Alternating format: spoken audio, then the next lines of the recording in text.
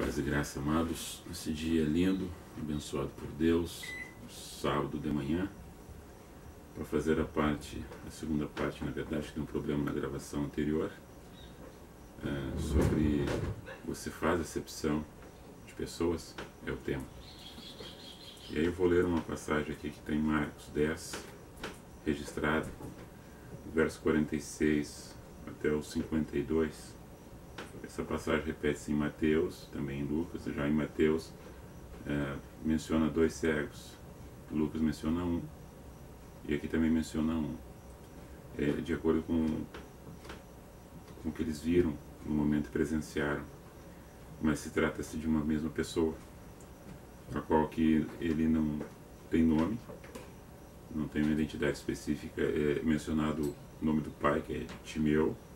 Ele diz que ele era o Bartimeu, o Bar, sufixo de filho, filho de Timeu, Bartimeu. Diz assim o texto: depois foram para Jericó, e saindo ele de Jericó, isso ele é Jesus,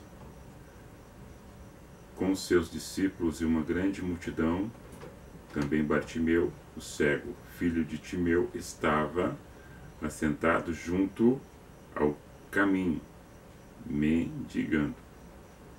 E ouvindo que era Jesus de Nazaré, começou a clamar e a dizer: Jesus, filho de Davi, tem misericórdia de mim. E muitos o repreendiam para que se calasse, mas ele clamava cada vez mais: Filho de Davi, tem misericórdia de mim. E Jesus, quando parando, disse que o chamassem, e chamaram o cego, dizendo a ele: tem bom ânimo, levanta-te, que ele te chama. E ele, lançando-se a sua capa, levantou-se e foi ter com Jesus. E Jesus, falando a ele, disse: que queres que eu te faça? E o cego respondeu: Mestre, que eu tenha vista. E Jesus lhe disse: vai, a tua fé te salvou. E logo viu, e seguiu Jesus pelo caminho. Aí nós perguntamos da primeira parte, nessa outra parte, o que isso tem a ver com acepção de pessoas. Nós levamos um momento lá no passado, coisas que aconteciam e acontecem ainda hoje, porque a nossa sociedade, infelizmente, por uma questão cultural muito atrasada, formadora de opiniões, ela identifica as pessoas e classifica as pessoas não por o que elas representam do ser, a essência, mas porque elas possuem, ou seja, riqueza. As pessoas são tratadas melhores pelo seu poder aquisitivo, financeiro, por posse, por status, e não por aquilo que elas são.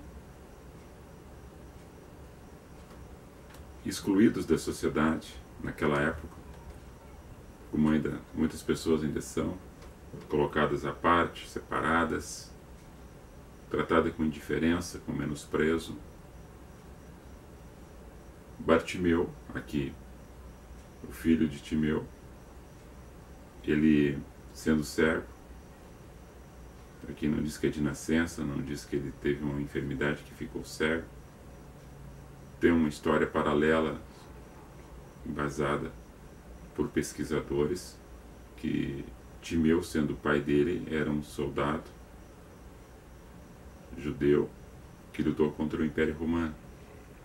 Fez uma milícia ali, muitos anos antes, regimentou-se junto com um grupo de rebeldes e lutou contra o Império Romano. Aí, segundo essa história, a família dele foi perseguida, ele foi morto, e os olhos desse cego foi vazado, furados. Ele tinha uma capa, e Mateus relata que ele tinha um amigo, o único amigo que ele tinha era o outro cego.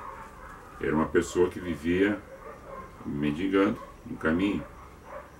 Quando de dia, pela permissão da autoridade local, que era o prefeito da cidade, não somente ele, mas também os leprosos, que ficavam à parte, não entravam, não podiam ter contato com outros, os aleijados, os paralíticos, né? E aí aparece também em Lucas 8:40 a mulher do fluxo de sangue. São pessoas que viviam fora dos muros de Jerusalém para não ter contato com a civilização ditas normais. E aí esse cego, com a capa vermelha, para identificar que ele ganhou também da autoridade, para que as pessoas olhassem de longe e vissem, lá está um coitado, lá está um mendigo, lá está uma pessoa que precisa, sendo bom ou sendo ruim, nesse sentido, de percepção, de entender que ali tinha uma pessoa que precisava de ajuda. Tinha aqueles que faziam por dó, por pena, tinha outros que tinham a sinceridade no coração de contribuir e ajudar para que melhorasse a qualidade de vida daquele ente, e tinham outros que com soberba, quando ajudavam, pediam que tocasse corneta para que vissem que estava ajudando alguém. Então ele servia talvez até de um bode expiatório pela condição a qual estava passando. Mas só que acontece um fato na vida deste homem, como acontece na vida de todas as pessoas que têm um encontro com Cristo. Ele estava no caminho onde Jesus passava, entrando em Jericó e retornando pela mesma estrada, uma multidão junto com Cristo, falando, conversando, murmúrios, e ele escuta que Jesus está vindo, está passando ali. Ele vê na esperança em Cristo de ter uma nova oportunidade de vida, de mudar o seu quadro da situação em que se encontrava, menosprezado, excluído, jogado na beira do caminho. Quando ele entende isso, que a salvação dele está em Cristo, ele começa a gritar: Filho de Davi, tem misericórdia de mim. Aí filho de Davi quer dizer que ele estava entendendo que na genealogia Cristo era da tribo de Judá, da geração de Jessé, da raiz que brotaria um rei, o Messias, Cristo Jesus, filho de Davi, da geração de Davi. E mandaram que ele se calasse. Ele disse: não vou perder essa oportunidade. Mais alto e mais vezes ele clamou: Filho de Davi, tem misericórdia de mim. O mestre pede para um dos seus que estão ali, discípulos, diz: vai até ele e diga para ele vir. Aí eles vão, tocam no ombro deste homem e falam para ele: o mestre te chama. A primeira reação dele após ouvir essa mensagem é desfazer-se daquela capa, que o identificava como um pobre coitado. Ele disse agora para ele no seu coração: a minha bênção chegou, o meu quadro vai mudar. Em direção àquele caminho da voz que eu chamava, pegou, ele se aproxima de Cristo. Lá em Mateus, eu faço um parênteses, os dois saíram de mão dadas correndo. Chegando perto, sem a capa que identificava, na fé que ia receber aquilo que ele precisava para ser uma pessoa independente, para não ser jogado à beira do caminho, para não ser colocado fora dos muros de Jerusalém à noite, para que não precisasse da pena ou da arrogância de alguém, de um lar com indiferença. Agora eu preciso de receber algo de Cristo para mudar a minha situação. E essa situação é mudada quando Jesus pergunta para ele, porque eu queria ouvir dele: o que queres que eu te faça? O mestre pergunta para ele, e ele, talvez um pouco embaraçado com essa situação dessa pergunta, porque como? O que queres que faça a mim? O que eu quero mesmo, ele diz: eu quero ver, eu quero ter visão. Aí Jesus diz: teus pecados estão perdoados, a tua fé te salvou. Veja. E ele começou a ver. E vendo a Cristo, a glória do unigênito na sua frente. Jesus segue seu caminho e ele segue os passos de Cristo pelo caminho. Essas narrativas que nós falamos hoje, que transformam o ser humano para que ele tenha esse pensamento, esse olhar de Cristo, de misericórdia, de compaixão, de amor, é o que quebra. Jesus, quando passava também ali em Lucas, uma multidão que o apertava, tinha aquela jovem de 12 anos que já estava enferma e sua família gastou tudo com os médicos e não curava o seu fluxo de sangue. Era uma pessoa que ficava à parte também. A lei mosaica, até para uma questão de saúde, higiene, era o conceito que eles tinham de preservação, separava para que ficasse durante um período. E essa ficou durante 12 anos separada, porque seu fluxo de sangue era contínuo. A anêmica, uma pessoa fraca, mas agora ela entende que Jesus está passando também. E ela se infiltra no meio da multidão, quebrando as barreiras, os tabus, as indiferenças dos olhares, do repúdio. Ela vai ao encontro de Cristo. E no meio da multidão ela tem consigo: se somente eu tocar nele, eu serei curada. E caindo, quando ela vai alcançar, ela consegue esbarrar e segura o manto da orla de Cristo. E Jesus para e pergunta quem foi que tocou nele. Daí um dos seus discípulos diz: mas como, mestre?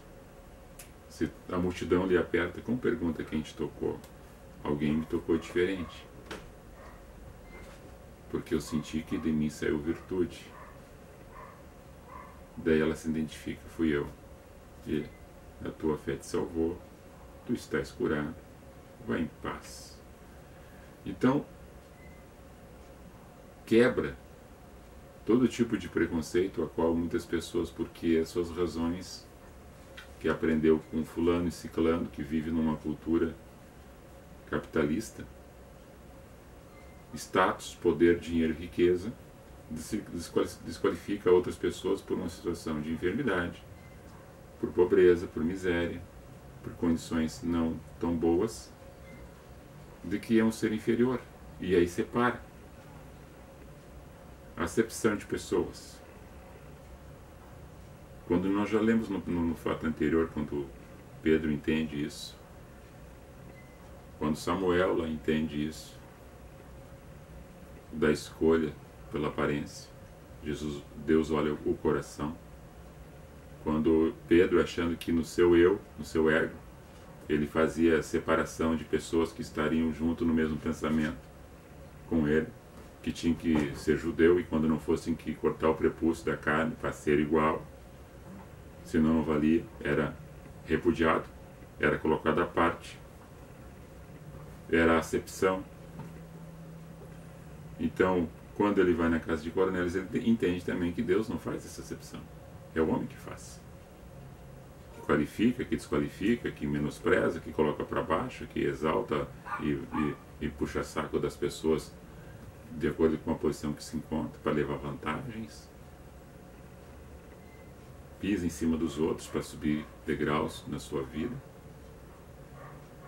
Então, nós estamos falando aqui para que você entenda, juntamente com nossos ouvintes e irmãos que participam dos nossos encontros, que quem tem Cristo na sua essência de vida, ele não tem acepção, não faz parte do seu pensamento, do seu olhar, da sua maneira de ser. Ele olha para as pessoas como se fosse uma pessoa igual, e somos todos iguais. Temos diferenças, temos, e respeitamos as diferenças, mas que as diferenças façam com que nos aproximamos uns dos outros e possamos viver em harmonia. A essência que saiu de Cristo em virtude, que saiu dele, foi suficientemente para dar a bênção àquela outra pessoa.